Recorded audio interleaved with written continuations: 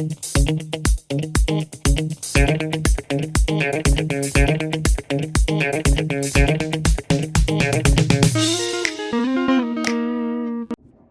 there, it's me again.